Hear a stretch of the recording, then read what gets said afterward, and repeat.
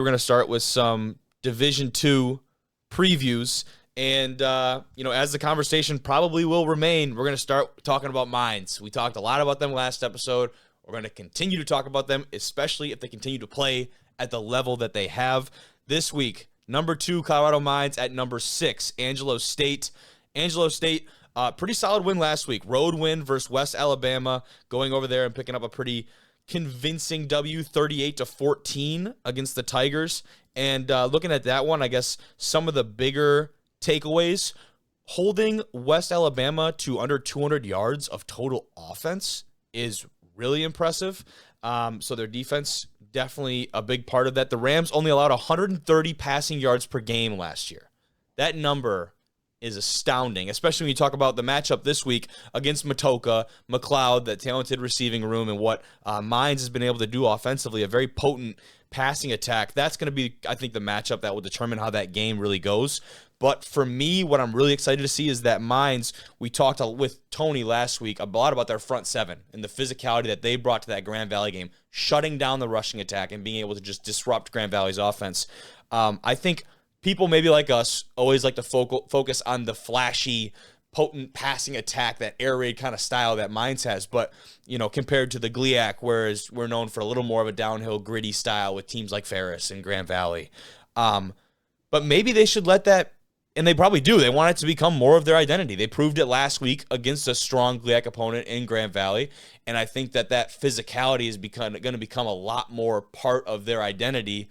And they're not a one-trick pony. Like, Mines is extremely physical at the point of attack, and they can still beat you deep with a lot of weapons. So to see that offense, and especially defensively, that front seven develop against a really solid Angelo State team is going to be, it should be really fun to watch. Maybe not as fun as that Lions-Chiefs game we just watched, but extremely fun, dude.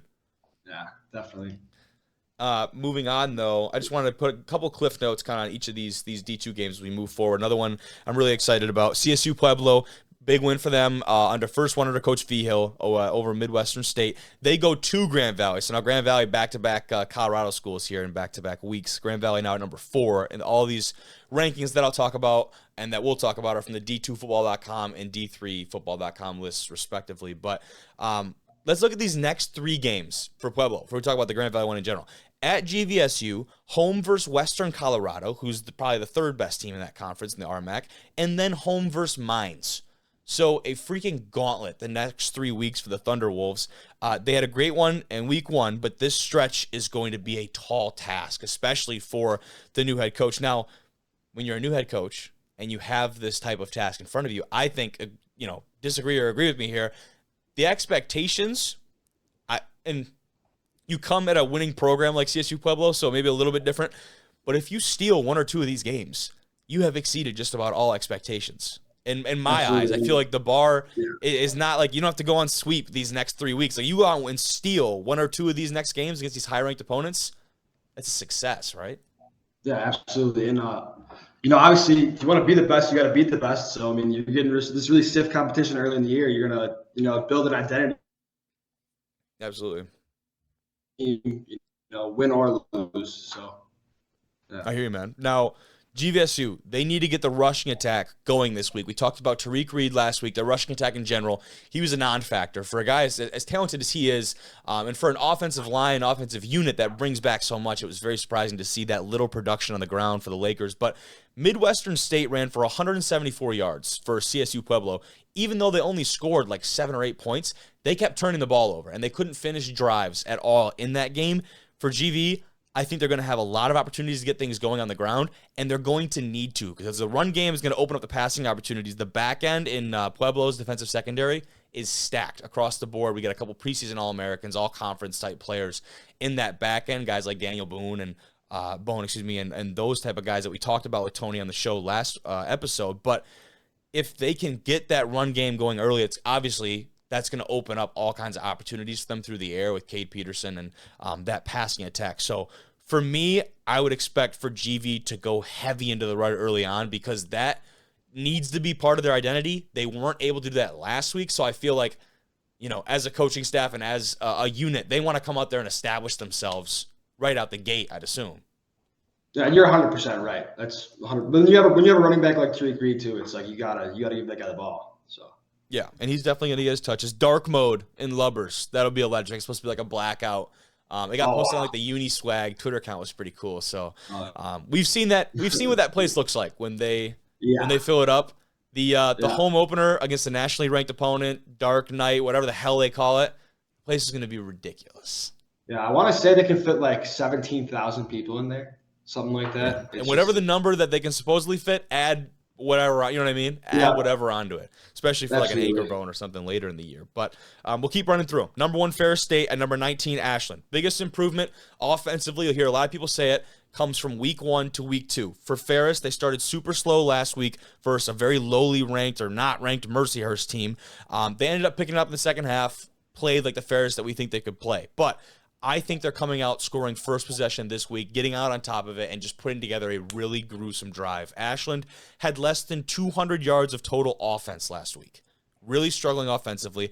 They potentially could struggle against this Ferris defense. Now, they let up 407 yards to IUP. The crazy thing is, Jimmy, that was a one-score game. IUP scored with 1:20 to go in that game. Ashland capitalized on some special teams, defensive opportunities.